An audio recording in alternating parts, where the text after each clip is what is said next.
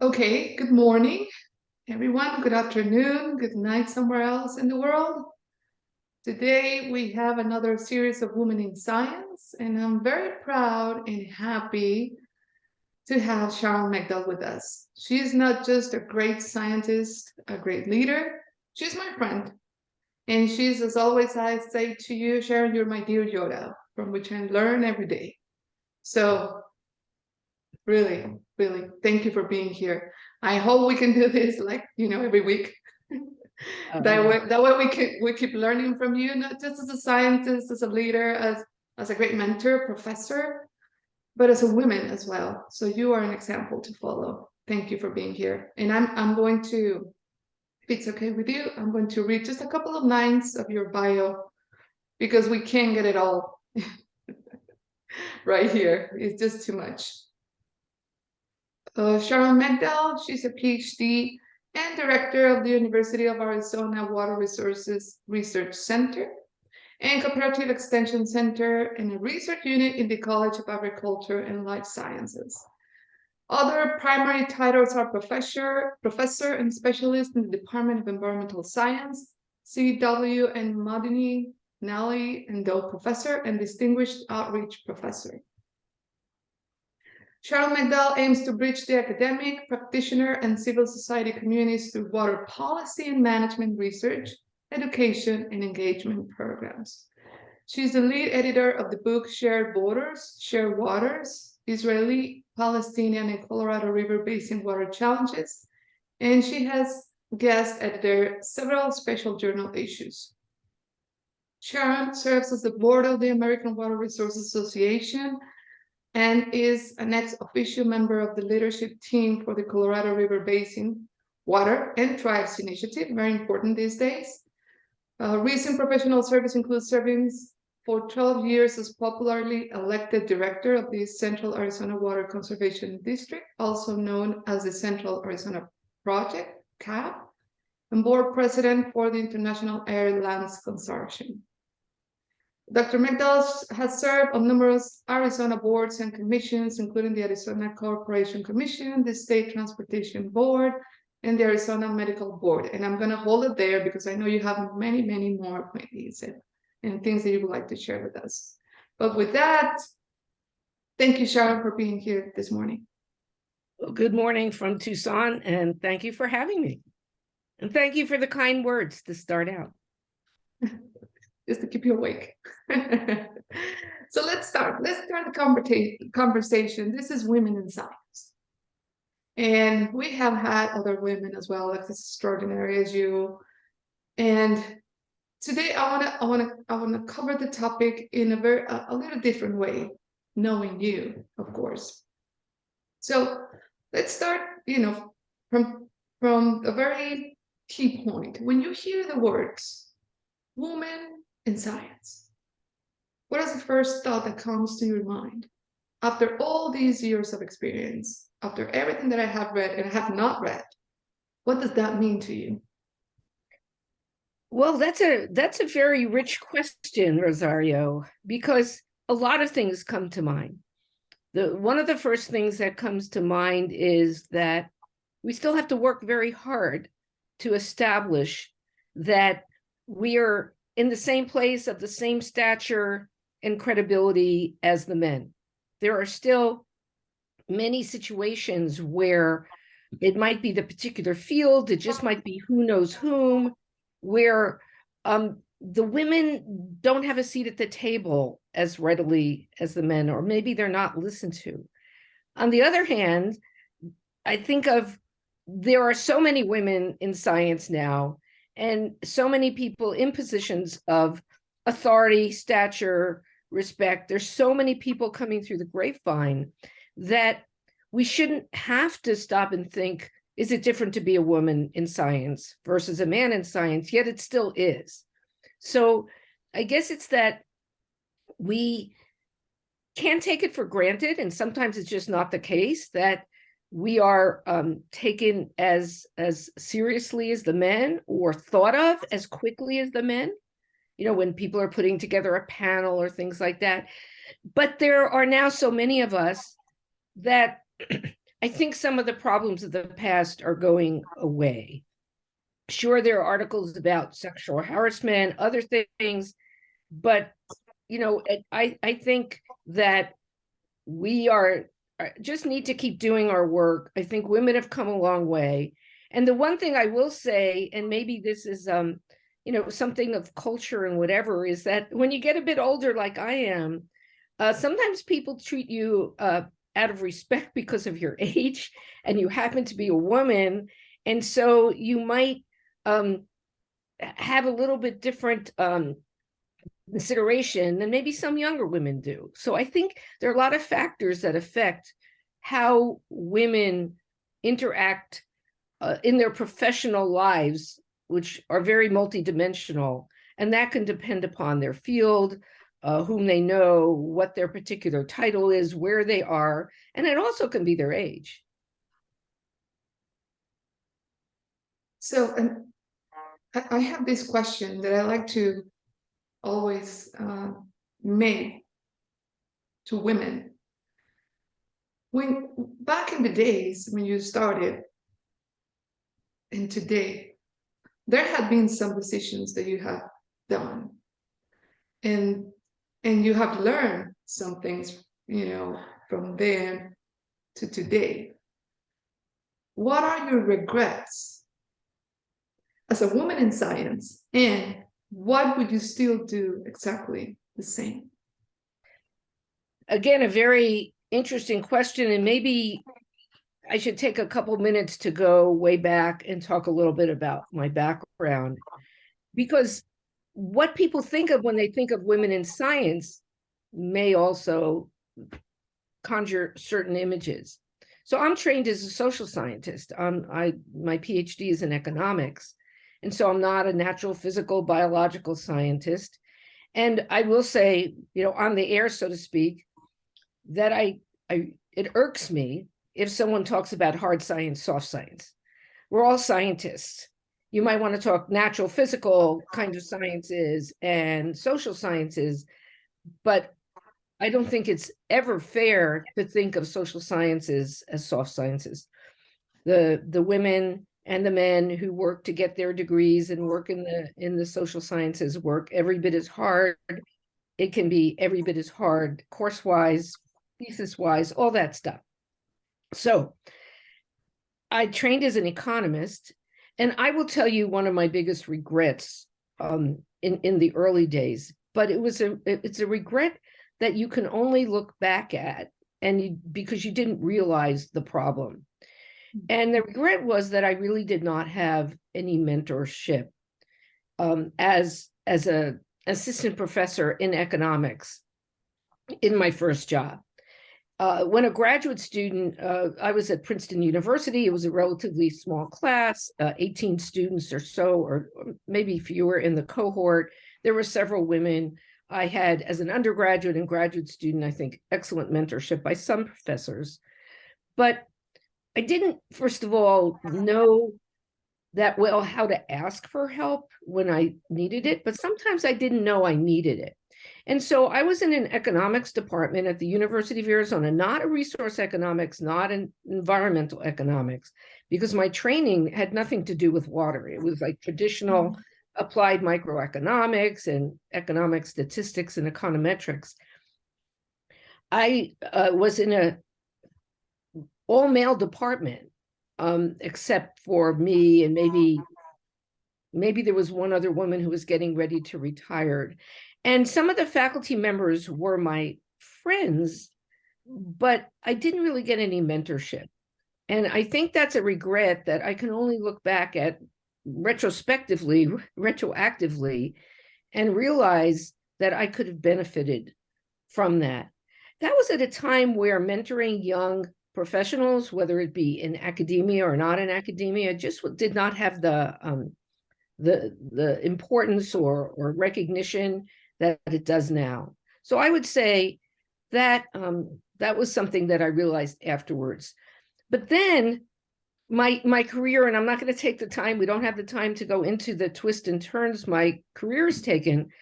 I learned that sometimes you have to take some risks. And I'm not a risk-loving person by any means, but I had the opportunity to be appointed to, you mentioned it in the introduction, the Arizona Corporation Commission. That's our public utility body in the state of Arizona. And I took the position. It was only on a temporary basis because of the way the commission's elected. And I thrust myself into a whole different world, a political world, a world of utilities. And I learned that the real world of politics was a bit more interesting than the politics of academic institutions.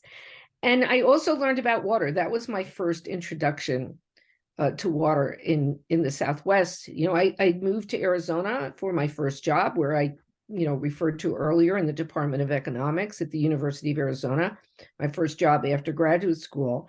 I had grown up in New Jersey, so it was a very different environment, and really didn't know very much about the water situation, like many transplants, I think, at that time, and maybe even today. And so I learned that taking risk was, could sometimes pay off. And it really changed my life. The fact that Governor Bruce Babbitt appointed me to the Corporation Commission, this assistant professor, hadn't lived in Arizona all that long, wasn't known, never written a political check, to that really changed my life. And what I realized was that my real love was for public policy, and whether it was government tax and expenditure policy, which is what I studied and wrote on as a grad student, or if it was utility pricing, or if it was water policy, that's what I loved. And that kind of changed my trajectory. I was away from academia for a period of time and then came back. And so I guess one of the lessons learned is that you can't always predict the path you'll take. And mine had some downsides and then some upsides and all. It's like, I'm just really grateful I've had the career I've had. Yeah, I'm not a water person either from the beginning. So it feels like I know the feeling when you've been introduced to water and then you can't get out of it, right? Once you get into water, you just can't get out of it. It's like mafia. Right. And then, something that I also realized, and again, this is the kind of thing where you just, you can't just chart it out, because you learn, as whatever job you have, you have the topical experience and the technical experience, but you also have the professional and personal experience. And what I learned was, and I want to connect this to something that women, I was just talking to someone else about recently, and that's this imposter syndrome that sometimes women feel, that they're lacking, they're not doing all they should or could or whatever. And so for a while, it was like, so if somebody asked me, what are you? Well, when I was a utility regulator, as an economist, they think you deal with finance, like Wall Street, when they hear you're an economist. And it took me a while to realize that where I had value added, meaning where I could contribute maybe in some unique ways or some good ways, was in this bridging that you mentioned in the introduction. And why I put that there is bridging the world of academia, where you do research, you teach, you do all those things, and then connecting with that real world, and in this case, real world of water management, because it's when I was on the Corporation Commission, it's when later on I became the executive director of a small regional augmentation authority that needed to put together a plan. I realized that I could explain things, I could, understand them, and maybe my teaching capabilities came in because I figured out how to communicate things. And I figured out that my value added was in that bridging, was in being based in the academia or the academy, of having those degrees, but also understanding the real world problems and how to kind of connect the two, but also how to explain to people these complex problems of water management. So, I am a cooperative extension specialist. My center, the Water Resources Research Center at the University of Arizona, we pride ourselves on our engagement and communication abilities. And these are not things I would have realized at the outset. Oh, this is what I'm really good at, or this is what I really like, and this is what I ought to be doing. It's kind of, I learned by doing. Do you feel like a lot of other women feel, and I do feel that sometimes, well, no, I guess every time, that we just don't do enough? Oh, yeah. Yeah, that's where the recent conversation came out about, I was talking to somebody, academic person, and we're talking about things like student exchanges, because there's so much students learn from going to another area. And I was just saying, like, yes, there's so many students and researchers that would like to spend time at the water center. They'd like to learn from me. And I said something like, and this former student of mine might laugh when she hears this, or maybe just smile quietly, is like, I sometimes don't feel I have enough time to give to my own students, let alone students from elsewhere. And that person said to me, but we're always feeling that way. And I said something like that to a male supervisor one time, and he said, I've looked at what you've done. You do amazing things with and for your students. And so I do think, we're always feeling like we should be doing more. We always can be doing more, but with the number of hours in the day and having to have a life, I mean, one of my, if I have a New Year's resolution, we're doing this interview as we're approaching the end of the year. It's always trying to find more balance in my life, and I fail it every year, meaning I'm working too hard. And so that's always the feel that you take more on, you don't want to say no, but there's a limit to what we can do, but we always do want to do more. God, yeah, I need to do that too. We all need to do that too. And we want to do that too, but just, I don't know, somehow you feel you're not allowed to, right? And if you don't do it, then you have to work like 2 or 3 times more than men usually. Yeah, and Rosario, just from an academic point of view, and I think this is, well written about, and I know our listeners, and I hope people watch this, they're from all kinds of walks of life and all kinds of professions. And it's probably true, not just in academia, but it's more documented probably, that the whole structure for promotion, tenure, later promotions, all designed by men, and they are not mothers, they are not having to consider similar issues of women in that regard. And so we are, so many of our standards really were developed by men and continue to be implemented as developed. And there are changes all the time, and work environments are changing to be more conducive to parenting in general, regardless of the gender of the parent, right? But it's still the whole question of the expectations and what are people really thinking when you have to leave for the sick child or whatever it might be.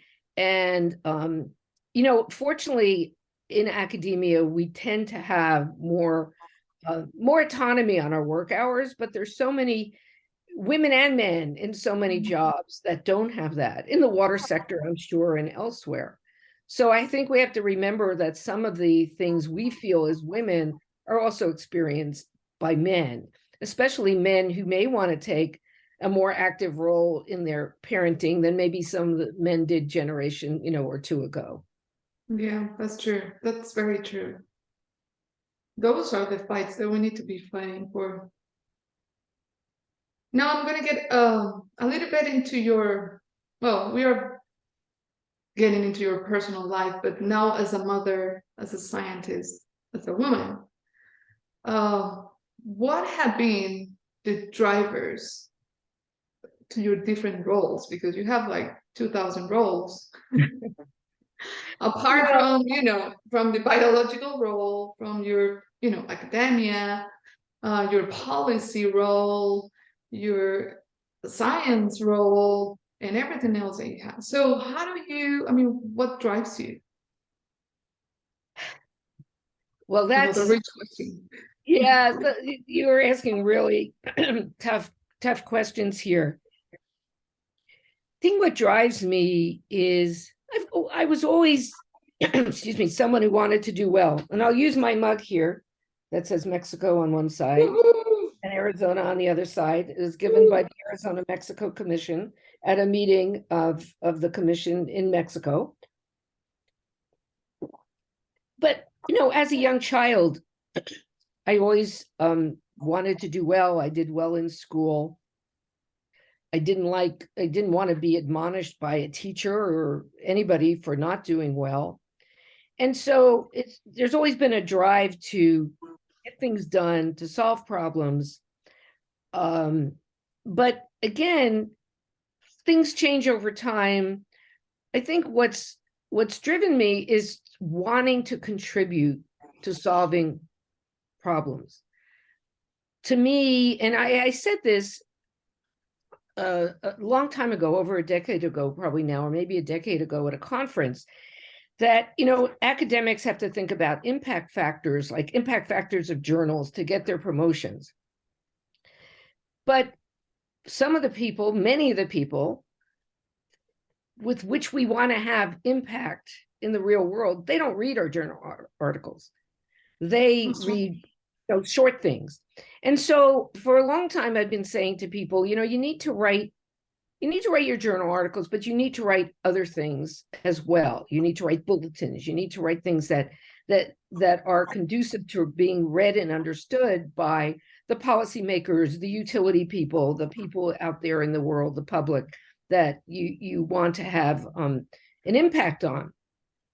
At the same time, I'll just note parenthetically that we also have to, as academicians, we have to publish those articles because the researchers, the students, the men and women behind us who are doing their research, they really need to find things in the peer-reviewed publications so that they have the standing for their own dissertations.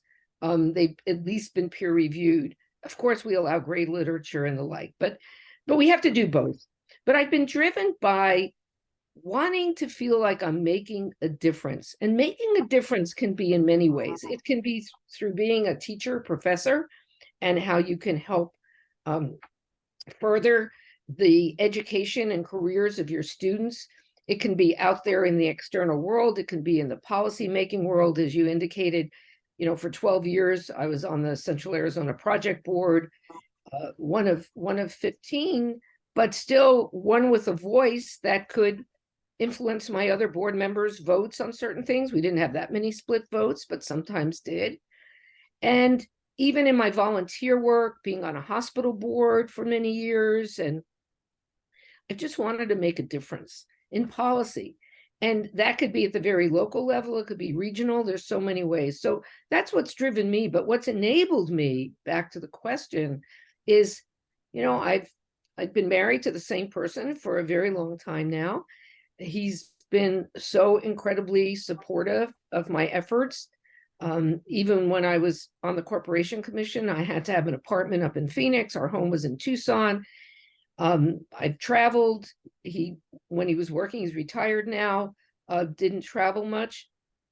And so I had that support. I have one daughter, grown now, tried to be there for those ball games and performances and so forth, and actually left meetings and conferences like Colorado River water users. I would leave a day early because the big holiday concert of choir in high school was that Thursday night, for example.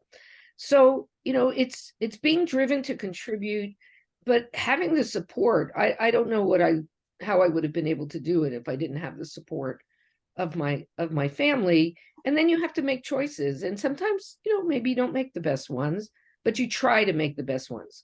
I've always taught my daughter, growing up, just do your best. And I think that's all we can ask of any of ourselves, ourselves is do your best. And sometimes you might feel like you've made the mark where you wanted to be, but sometimes you don't. But it's okay. It's okay. Just do your best. We're all trying. We never know if it's the best or not because we keep doing. You keep improving, right? Continuous Yeah, you quality keep like, improvement, I can right? do better. I can do better. Right. Yeah.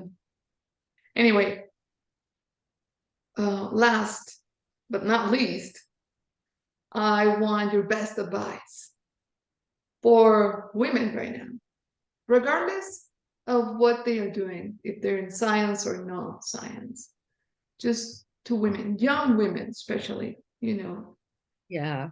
those young generations coming up. What would be your best advice? The first thing that comes to mind is to have confidence in yourself. Because that's what I realized when I was thrust into this public role of being a utility regulator. And I really didn't know what I was getting into. And what I realized that is if you have confidence and you have competence, meaning you've done your studies, you've done your, education, you've had your work experience, maybe in a different realm, confidence and competence can go a very long way. And then have confidence in your ability to learn and take on things, and admit when you have a question. And as I said earlier, maybe I needed to ask for help, but I didn't know what help I needed sometimes. It's afterwards when you look back. But ask questions. I've always been a questioner. One time I went on a group trip of people to a foreign country. We had this little award ceremony at the end. And the award I got was for best questioner. And I remember that because I do ask questions. Sometimes people say to me, wow, you really cut to the quick with your questions. And I don't mean to be abrupt or abrasive. I just have these questions. But so many times people, women, younger people say to me, I had that same question, but I'm so glad you asked it because I was afraid to ask it. And we should not be afraid. And many younger people, many women are afraid to ask the questions because maybe there'll be judgment associated with their asking the question. So have confidence in yourself. We're all amazing people. We all have different things to bring to the table. And don't be afraid to ask questions. And don't be afraid to ask for help. Thank you, Sharon. Very much. And network. And network, which is what Binational Waters is doing a wonderful job. Congratulations to you and Sam for starting it and getting it going and all the things you're doing, because the networking is so important. Of course, it's we've had COVID, it's expensive, it's time consuming to network in person, but try to take advantage of the in-person networking and the, virtual networking, because I've had people come up to me and say, oh yeah, I've heard you talk on this and that. And it just paves the way for building the relationships and friendships, and professional friendships are every bit as important as our personal friendships. Yes, and we have all that. I value my friendship with you. I'm glad you consider me. Me too. Me too. I can't live without you at this point. That's probably an overstatement, but I'll take it. Please do. Please do. Thank you, Sharon, for being there always as a friend, as a colleague, as a professor, as a mother, as everything. Thank you. Thank you for that role. That has helped me a lot, and I'm sure this interview is going to help a lot to other women out there. Because this is important knowledge, and we should share it with our border communities, and not just our border communities, and not just women communities. I mean, it's everyone has the same questions, I guess, fears, and how do I go with it? So thank you for the space. I know you're super busy, and thank you for making those 20 minutes for us today. Well, thank you for having me on, and we all need to be there for each other in all the different ways, the professional meetings, the kind of personal conversations, because we all need those interactions, and it's part of who we are. So thank you. Thank you, Sharon. I send you a big hug. Back to you. And wait for another Woman in Science coming up pretty soon. Bye-bye. Bye.